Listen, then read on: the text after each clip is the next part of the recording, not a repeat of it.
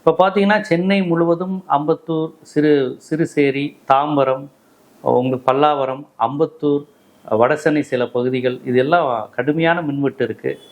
சென்னையில் உழைக்கின்ற மக்கள், பெண்கள் பாவம் நைட்டு 12 மணிக்கு 1 மணிக்கு குழந்தைய வச்சுக்கிட்டு நைட்டியோட ரோட்டில் நின்று மீடியா கிட்ட கத்திக்கிட்டு இருக்கிறாங்க. நாங்கள் என்ன பாவம் செஞ்சோம், என்ன இது இன்னும் வரமாட்டேங்குதுன்னு.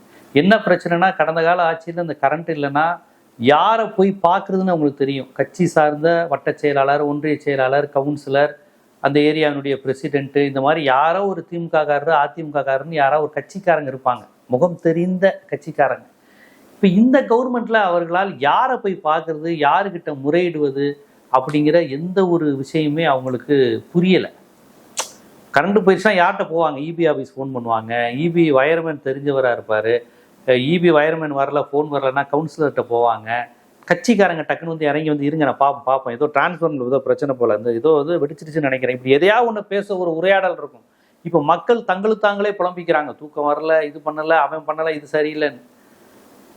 ஸோ மக்கள் வந்து இந்த முகம் தெரியாத வேட்பாளர்களுக்கு வாக்களிச்சிருக்கிறாங்க. எம்எல்ஏ யார் எதுவுமே பலருக்கு இன்னும் தெரியறதில்லை.